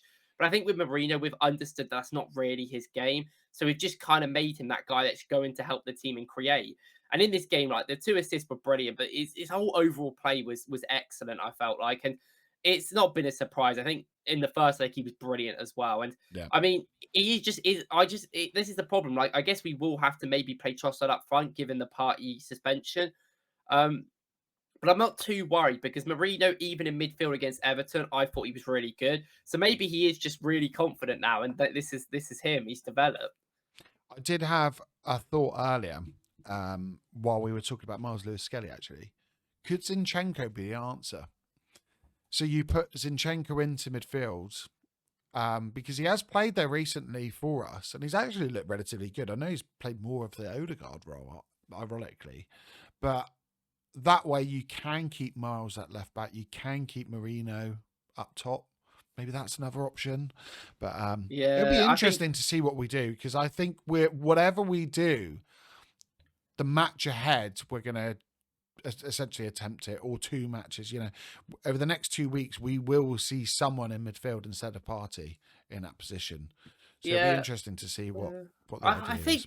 I think Trossard might not be the worst strategy, because I think we should plan to be more physical than them, because that's the way to beat them, as we saw it before. And I just think, like, Trossard obviously isn't that player, like he never is. But we played Trossard against PSG last time. He played, I think, on the wing, and he was actually pretty good because he just created that separation with them, and they weren't really intent with him. So maybe if you can use that, he can still be effective. I just think, like, if we are going for a physical approach, then obviously we'd probably want Calafiori back, and then Miles to play in midfield. But so he might do that, and I feel like, I don't know. I feel like with Arteta being in the Champions League semi, he's more willing to maybe take some risks that he may have not wanted to before. And I know people are going to be like, well, that's a big game. Why would you do that? But I think when you get to these levels you never got to before, there's a certain level of you don't want to play. We have seen Arsenal play poorly this season and seen the problems. I don't think he wants to have them again. Yeah, that's true. Just looking at Marquinhos' height. Yeah, is he relatively tall? I don't think he's that tall. 183 centimeters. What's that? That's like 6'2", isn't it? That's pretty tall, I think. 6 foot is saying here, but I feel that's not right. Marquinhos is Pacho's taller, but Patch is a big guy. I think their centre backs are actually a massive weakness for PSG. Like, I mean, it's been that whole meme for years. It's like, well, PSG never win the Champions League. Who's been in their team the entire time? Marquinhos. And it's like I know that's a meme, but I just don't rate Marquinhos. I think he's really, like, he's actually he's like Gabriel in the attacking box. He's so good, but defensively, he is such a liability. That guy gets lost. And I think Arsenal should really focus on the centre backs. Like, I actually really like Pacho a lot. I know a lot of analysts don't. I actually think he's really good. But he is still a bit like, I mean, we saw against Villa, they were lucky in many ways. Like, that 20 minutes, I know it's like a Unai Emery thing to be good for 20 minutes, so he does it all the time. But like, that 20 minutes, they were like on the cusp. They don't like being penned into their own box, and if we're good at anything, it's probably doing that. Yeah, and it's interesting that we've found central zones a lot more recently, and that puts us in good stead for that game as well. The goal we scored against Real Madrid, the first one, is literally like essentially. I was like, I mean, most of it I think is because Jude just doesn't bother to like track Odegaard, but I couldn't believe it. I was like, it's such a good goal and such a like different goal for us to score. Right, let's go on our last player, Bukayo Saka. I mean, if people didn't see it before in the first leg, God help them if they can't see it now, because he is world class. I say it again and again and again. He is one of the most well-rounded players, like attacking players in world football. He just is. He's unbelievable. Like, not even to mention like him being able to play in different positions. Like, I would be more than happy for him to play as a fullback, wing back, or as a left winger as opposed to a right winger. He could even play as a 10. Like, I know for a fact he could definitely play as a 10. He's just so good. Outside runs, inside runs. But does he crack under pressure? Because he missed a penalty. Over to you, Reece. Absolutely not. I think is it his second Correct penny missed answer. for us? I think it's the second penny he's missed for us. He missed the one against West Ham. I don't know if Yep. he's missed any others. But yeah, like I was a bit upset when he missed it. Well, but I kind of, even when he missed it, I still felt like, well, we're going through, it's whatever.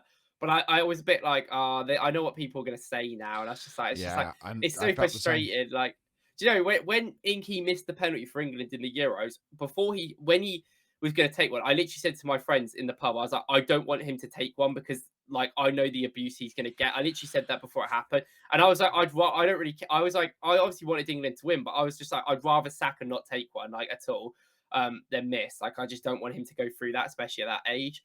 Yeah. But this is just like, I mean, I just don't think Isn't this guy that sad? It is so sad, yeah. isn't it? That we know what's going to happen. But it's like with him as well. I feel like every Arsenal fan has like even more protection over Saka. Like, not only because of all the stuff that everyone says about him all the time, even though we all know he's like one of the best in the world. It's just who he is and where he's come from. I think everyone has that sort of like love for him in different ways than anyone else for our team. But I mean, he is just that. I like everyone's calling it like the villain arc season of Bukayo Saka. And before he got injured, and it kind of is the villain arc season. He does not care this season. He is. Nah. I feel like turned a leaf in terms of like he's still the same person off the pitch, but on the pitch he is not not that respectful guy anymore. He will, he will not care at all. And I mean, if anyone's going to step up for missing the penalty and recover, it's him. If someone like Odegaard missed that penalty, I just think that would have even messed him up even more. And I feel like we just can't have that at the moment. So I'm happy for Saka. Yeah, I think it was 17 attempts he's had before in terms of penalties before he's missed that one. So anyone saying about that penalty is just, they're just trying to find something, to fault him with. His resolve was unbelievable. I think him and David Raya have got a very, very special mindset where they can make a mistake. To be fair, William Saliba as well. Although I say that about Saliba, I do sometimes see that once he makes a mistake, it takes him like 5 or 10 minutes to kind of get out of it. Yeah. I noticed that last night there were like a couple of ooh, that's really un-Saliba like. Whereas Bukayo Saka and David Raya, just within an instant, they are back to, you wouldn't have thought something's happened. How ironic that he tried that Panenka and then what does he go and do? Chips Courtois, and it was a beautiful finish. And yeah, it is interesting, that kind of villain arc, as you called it, because he did like the Mbappe celebration, and he kind of, he's quietly confident. It's obvious that he sees himself on the same level as these other players. I think I said in the last podcast that we did about the press conference where he essentially kind of looked at the reporter, kind of looked him up and down as if to say, what do you mean? Am I on the same level as a Vinicius or a Mbappe? Like, I'm obviously on that level. He would never say it in that way because he's far too respectful. But he's obviously on that level. Like, he is for England, he ended up as the tournament player for the World Cup. He ended up winning England Player of the Year twice, didn't he? He's been a focal point for international. And you look at the other players like a Foden that cannot perform for England. Bukayo Saka does again and again and again. For Arsenal, he's been a linchpin. He's been one of the key reasons for our success, coming from a left back through dire times now to a right winger and one of the best in the world. He's just such an interesting character. It's really nice as well, his relationship with Thierry Henry. And I think I wouldn't be surprised if in another, say, 20 years, we see Bukayo Saka talking to younger Arsenal players. Because it was really nice that Thierry Henry obviously still talks to him. He was talking to him before this game in Madrid. I think Bukayo said, I talked to him this morning, but if he wants to FaceTime me later, he's more than welcome to. And I think what a role model for him to have, a player like Thierry Henry that's, investing his time into this team. We kind of missed something earlier. I do want to bring this up because it's been quite a serious pod, mate. So I'm gonna flick back a minute. Let me see if I can do it. Remontada. Just look at that smile. I hate that word so much, mate. I have never ever known. Like, don't get me wrong. There's always, all teams do it. The PR machine is insane. Like, we have it. Like, I think with the Zubimendi deal, that a lot of that is like big PR. The fact that it came just after we spent nothing and we knew we were going to do nothing. We knew about Berta coming in and we waited and waited and waited, and we've always done this with transfers. Look at Liverpool's timing for their contract renewals. Suddenly leaked to the press about Salah after our first win, and then Van Dijk suddenly after the Real Madrid win. Like, the clubs know what they're doing. But this was, I mean, I've never known anything like it.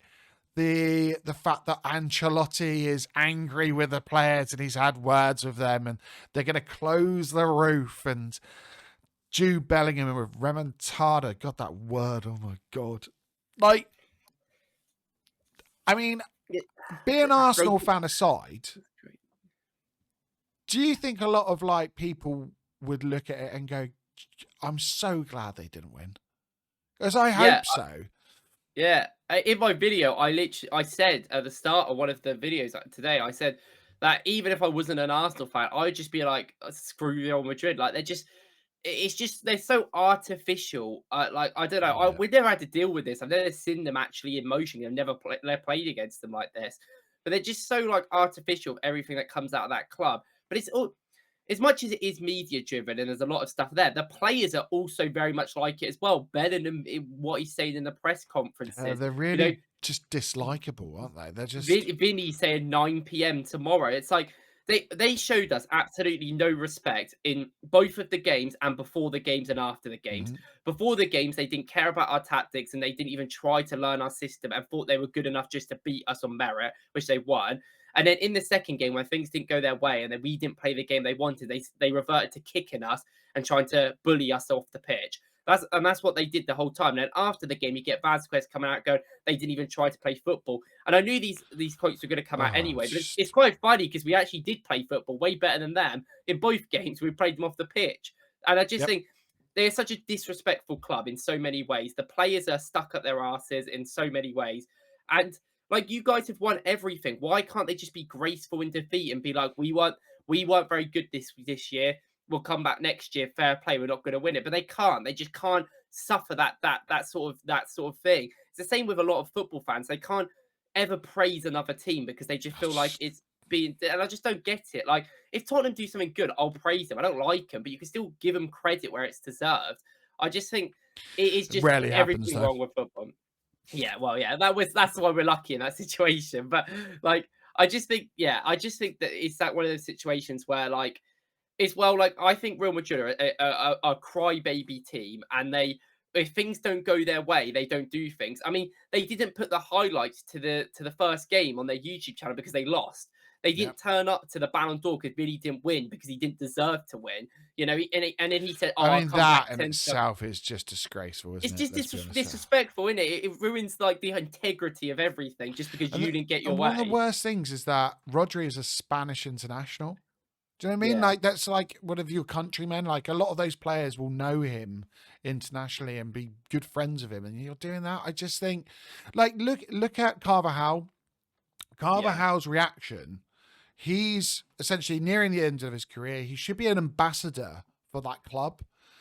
And what he did was just, I mean, fair play to Bukayo Saka. Because it was certain other members. If it was like a Granit Xhaka, I don't think you'd have the same kind of reaction there. But Bukayo Saka essentially laughs it off and kind of goes to turn around, and then he goes for him again. Just think, what are you doing? I just... And again, I think a lot of it is because they're not used to having this whole situation. Like, they asked for the Alaves game to be moved, and I thought it was laughable that La Liga essentially went, no. Sorry, no. That's the schedule. They expect everyone to just like upheld to what they want. Like, we don't get our games moved. The Prem don't care. They'll put us on a Sunday. They do it all the time. Like, they just didn't happen to do it this week. Like, yeah. I just think they just think they deserve things rather than earning it. You can see why they're in the Super League. Like, they just reek of just like arrogance and like even Bellingham in many ways. Like, I'm not the biggest Bellingham fan. I think on his day he's the best footballer in the world, but I don't think that day's every day. And I do think there's some weaknesses in his game compared to some people.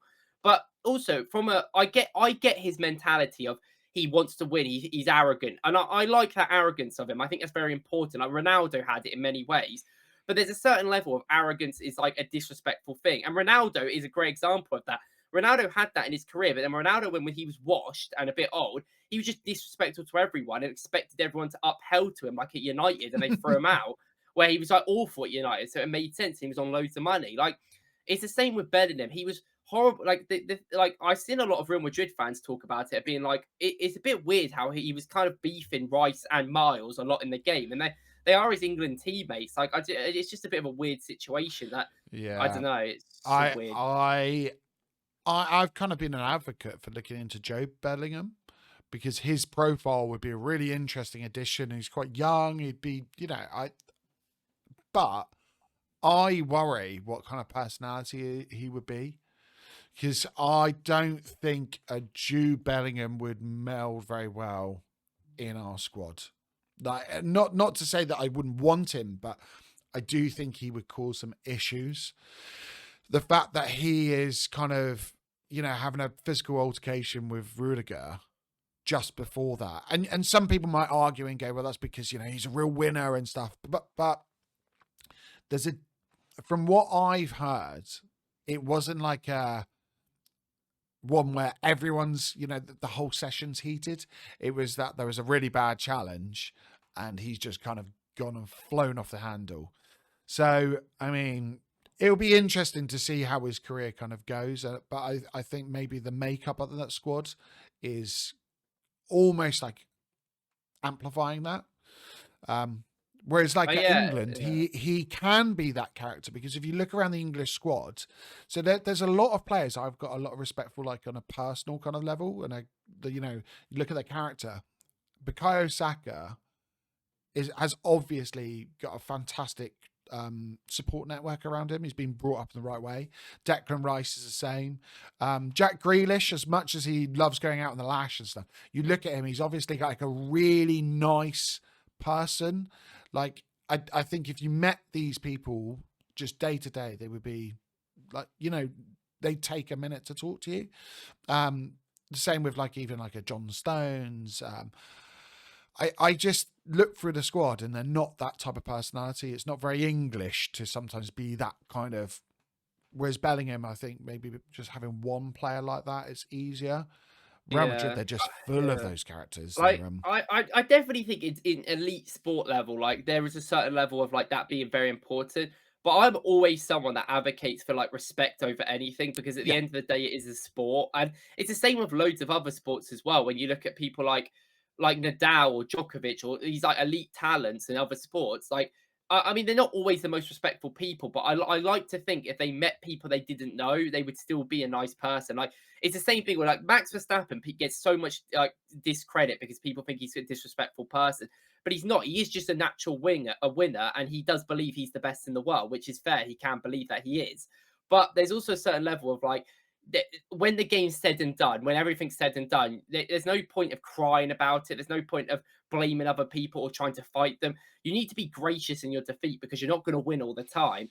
And I think Bellingham is someone that is like he's not really used to losing. Like, I know Dortmund weren't exactly great when he was there, but in a sense, his whole aim wasn't to win for them. And I think like his whole career in a sense has just been him winning a lot, and he probably can't deal with it. And he got completely like outplayed in that game. He was physically Yeah. completely like Miles, an 18-year-old, physically just put him on the floor every time.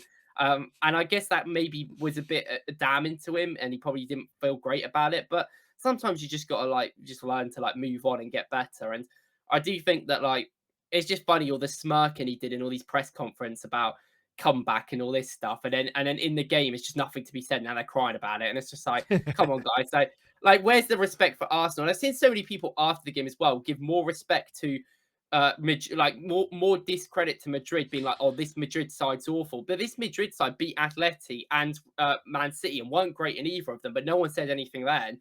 But as soon as they got thrashed by Arsenal, it's like, oh, they're the worst team in the world. It's like, well, I know. I think we played brilliant. I think we should be proud of our performance. Yeah, it's a bit of both, isn't it? Like we made them look as bad as they did, and we exposed what the holes in their game. I think, ironically, it'll be a really similar thing. If we play PSG and we win both legs and go through to the final, there will be people doing exactly the same thing, and they'll all say, well, you know, they play in a farmers league, and they haven't got like a real number 9, and Marquinhos is really old, and it'll be exactly the same thing. I've never rated Donnarumma. Like everyone's just been raving about his performance against Villa, but they'll go back to, oh yeah, that's why he's not at AC Milan and didn't stay there. He went for the money. Like it's always the narrative will always come out, especially with us, unfortunately. Like it's the way it is, but that's the Arsenal way, unfortunately. We just, you know, as George Graham said, everyone hates Arsenal, don't they? So it's yeah, it is what it is. Before we finish up, we have got PSG next. Over 2 legs. Just as of right now, we know we're going to miss Thomas Partey. So apart from that, if everything else stays the same, do we go through over 2 legs?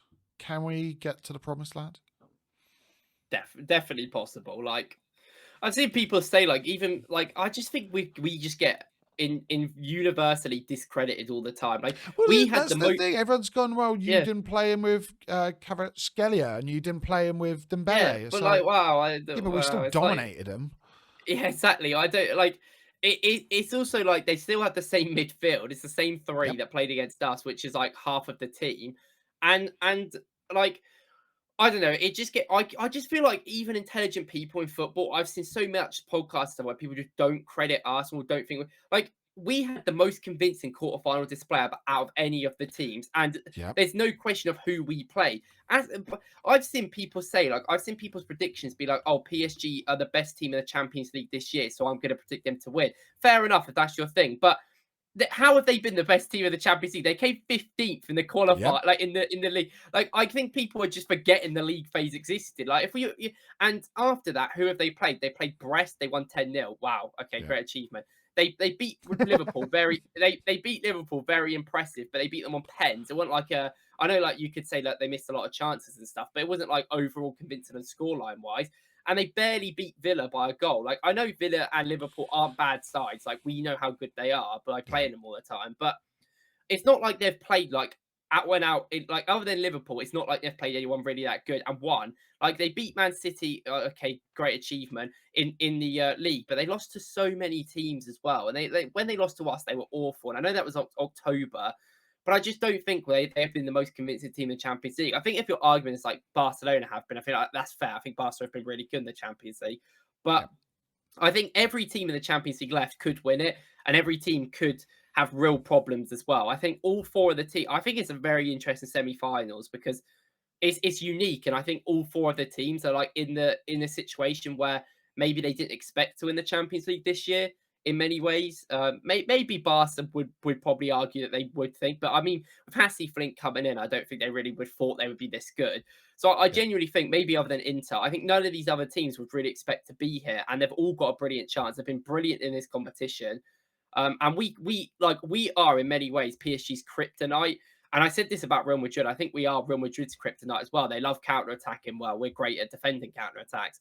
Very much the same with PSG. They're very much a a team that like playing a very, I don't know, a bit of a game like that, but they want it to have control in their own way. And when the game becomes frantic, they don't like it. And Yeah. Arsenal have been making games a little bit more frantic recently. So I mean, I'm going to believe in Arsenal at this point when we've got this far. I'm Yeah, not you going to have to. not believe in us. Yeah. I mean, if you look at the first game as well, I think it was similar story. I think they had about 60% possession. We had about 30, around that. I could be wrong. But the other thing is, when people argue this thing about the players that PSG were missing, so if you look at their lineup, their front three was Barcola out on the left, it was Lee down the middle, and it was Desiree Doué on the right. So these are not like chumps. These are players. One of them, I've been saying I would love him as one of my left wingers. And then the other one, in Doué, is one of the players that everyone's raving about right now, going where he's one of the best young talents in world football. Like, they had João Neves, who I think was actually a really big miss. I would have loved him at the club. When he went across, we just couldn't afford him. So it is what it is, but he would have been a great addition. So they had a good team out. The other thing is, at the time, so our team, we had Calafiori as our left back, so it was not Miles Lewis-Skelly. We essentially played a 4-4-2, and it was Saka, Partey, Rice, with Martinelli out on the left. We then had Trossard and Havertz because Odegaard was out at the time. So this whole like idea of, well, you've only played them in this way, like it's not. They'll only look it through the lens of, well, you know, we'll make it as bad for Arsenal as we possibly can, rather than looking at it the other way and going, right, let's look at it in a balanced way. I'll see if I can find the stats, actually. Oh, here we go. So 65% possession they had in that game. 10 shots to our 6. But we won 2-0. So this is the thing. Like, they hate teams that are going to play like that. They're going to hate us so much. I just feel like they're going to get so frustrated with us. And if we physically match up with them again, I just think that's going to cause problems. They are a great Miles side. will cause big problems as well. Adding him into that. I mean, and also the fact that Trossard and Calafiori, like you said, started against them last week doesn't worry me as much now with the Partey thing. It's like, if Partey's not in, I think one of them two will play to come in. So I don't think that's that big of a worry. They have played pretty successfully against them, especially I think Calafiori having that experience is very important. But yeah, I mean, it's going to be. I struggled to live through the quarterfinals. I mean, the semis is going to be even worse, and then if we get to the final, I'm not surviving. Like, it's just the most stressful thing ever. Oh, mate, it's going to be so stressful, but it's going to be worth it because that first leg will be played. We're at home in the first leg, aren't we? I reckon it'll be a similar story. We'll beat 2-0, 3-0, similar to the Real Madrid thing. And then we'll go over to Paris, and I think we'll do a job. I genuinely am quite confident in this match. And don't get me wrong, they're a better cohesive unit than Real Madrid, and they've got players that will work harder. But they will leave open spaces. And like you say, I think we are their kryptonite. Ironically, Barcelona, out of them and Inter, in a one-game match, I actually prefer our opportunity, our probability, what word am I looking for? Chances. I'm just going to go with our chances. I prefer our chances against Barca in a one-legged match.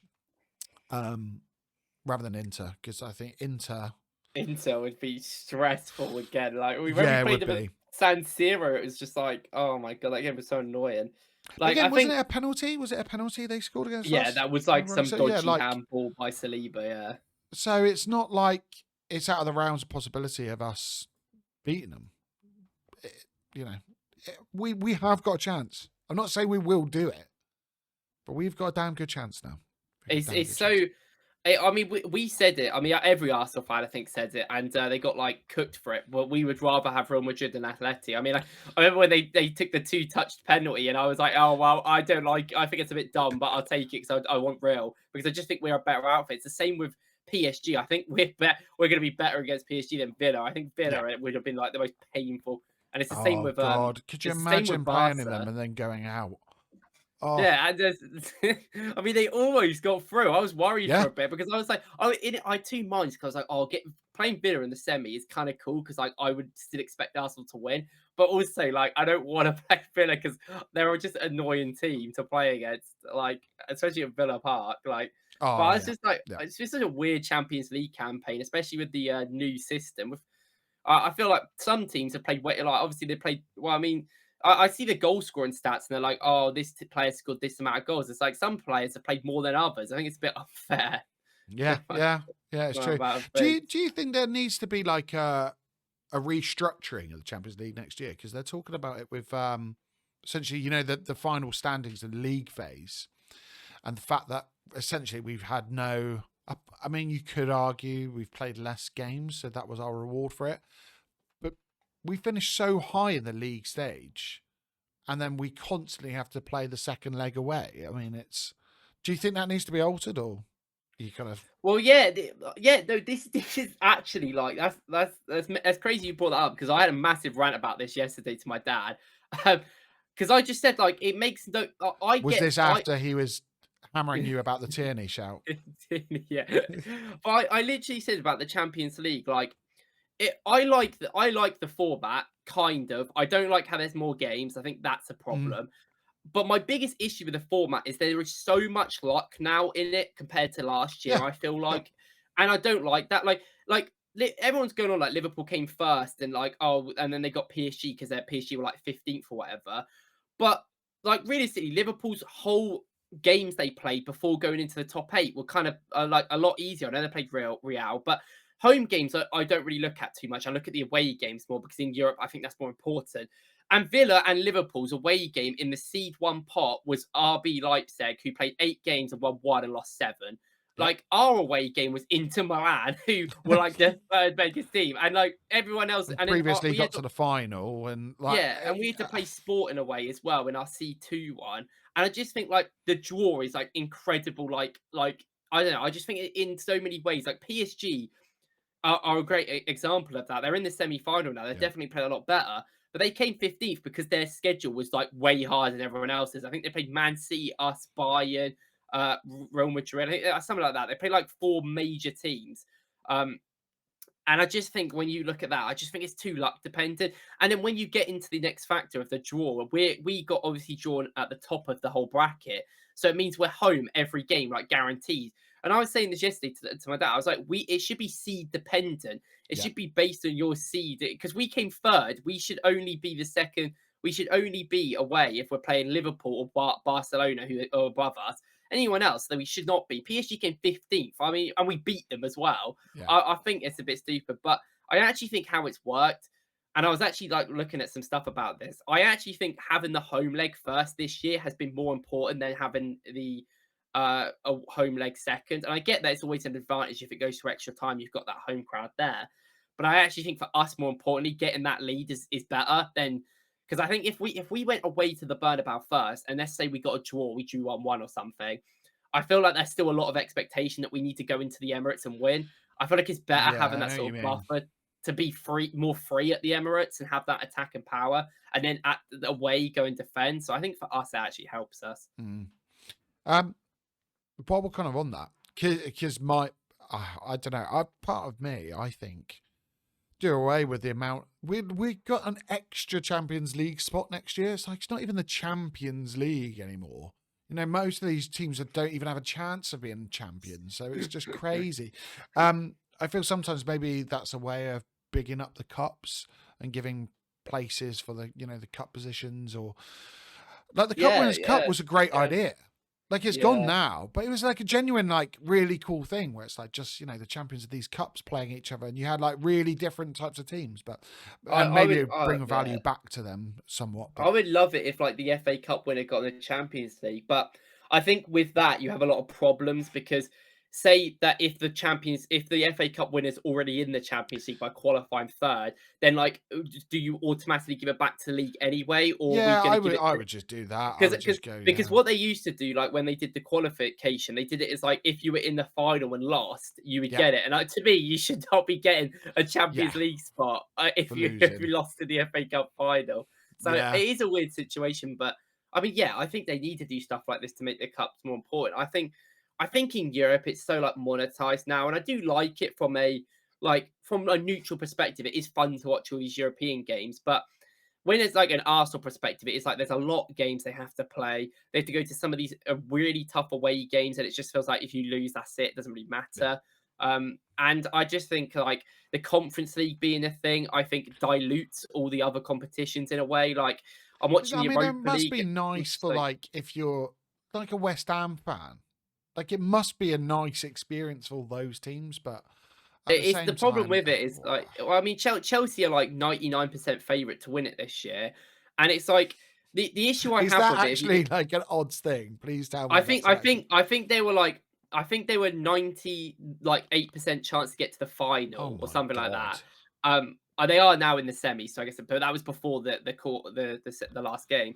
But I think when you like, if you ever played Football Manager, they've had the Conference League in it for years, and Mhm. and you can actually see the problems with the Conference League through Football Manager, and I feel like it's going to happen in real life.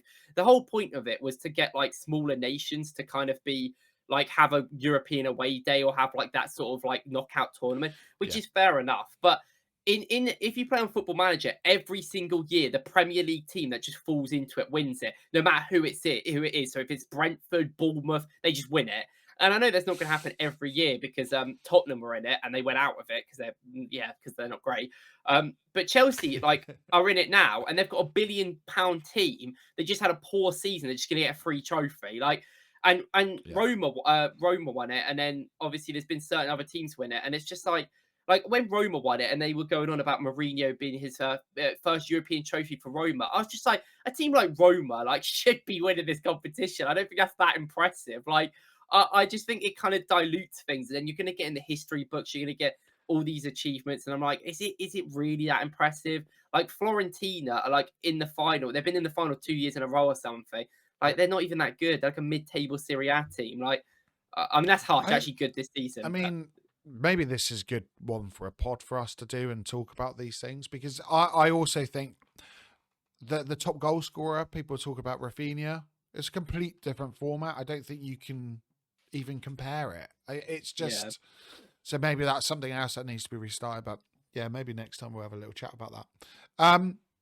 Before we finish, I am going to quickly say so. Thank you to Flower. I'm going to say Quilloff, Flower Quilloff, who left a comment. And I don't know if you saw this on the last one. So they said, lovely to see two of my favourite Arsenal content creators in one cool pod. Keep it up, guys. I genuinely really appreciated that because I can imagine you getting it. But I am so lazy with my content that I was like, I don't know how I've got into that. So I will take that. I will take that. That's genuinely made my week. But we will have our podcast again next week. And hopefully, well, maybe we'll change the little format about it because we'll obviously talk about the games that have happened. But maybe we change the yeah. format, It's add a like, little top it's hat. like what do we talk about? We don't play PSG for ages. Like Yeah, I, exactly. it's so weird that we've just played away at the Bernabéu, and now we've got to go away to Portman Road in bloody Ipswich. I know. It's like, how do the players feel? Because they must be, their eyes are on the Champions League, let's be honest. And someone from Norwich, I don't like Ipswich, so big Oh, disrespect for that. yeah. Big disrespect for that place. So. So yeah, we've got Ipswich, haven't we? And then we've got the Palace game on Wednesday.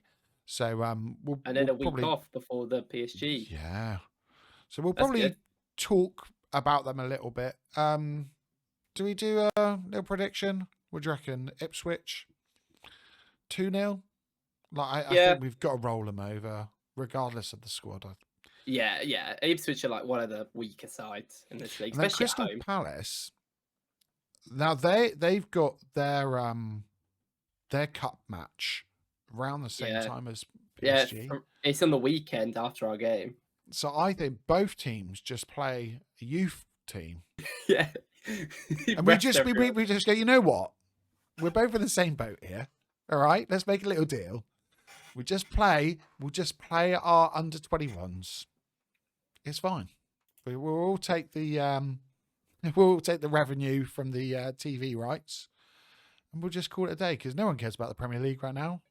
Because it makes no difference. What are they? Are they 12? I think they're something like that, aren't they? Palace? I don't They're know. always there, somewhere about there, aren't they? They're always mid-table. If they're there, I will be really surprised. Were they? They're They are 12. 12. They are 12. They are 12. So what I guess. But so it doesn't matter to them, does it? It doesn't matter to us. We're not going to win the Premier League, so we might as well just call it quits. We'll be fine. Do you reckon like any of the bigger players will play in that? Because obviously we're going to have a little bit of a rest. Is it Arteta's last chance to play, like I mentioned about the midfield, to play the midfield that he wants to for PSG, or will he just kind of just do it in training? What do you reckon? I really think against Ipswich, he should just try some crazy stuff. Like, I think like we don't have a DM who's actually Partey can play, can't he? 'Cause he's just suspended for the first leg, so maybe you play Partey anyway. But I do think maybe you play a game where you just play Ethan and Odegaard in midfield, see what happens. I don't know. Like That'd be against sick.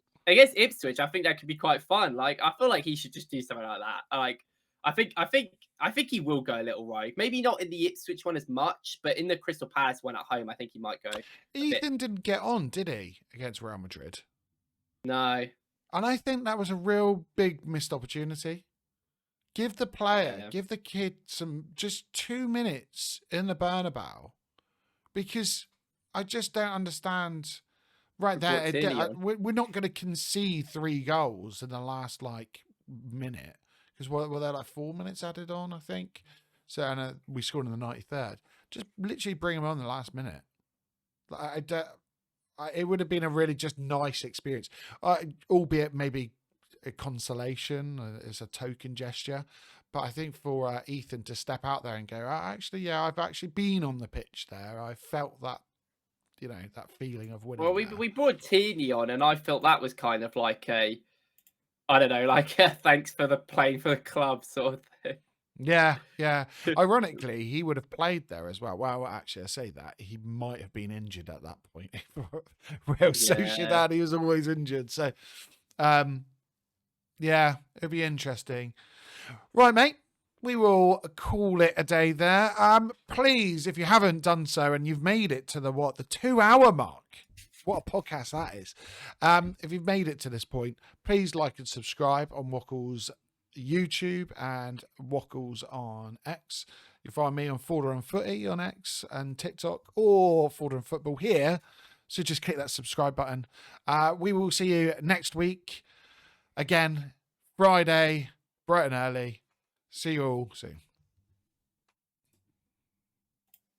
Ciao.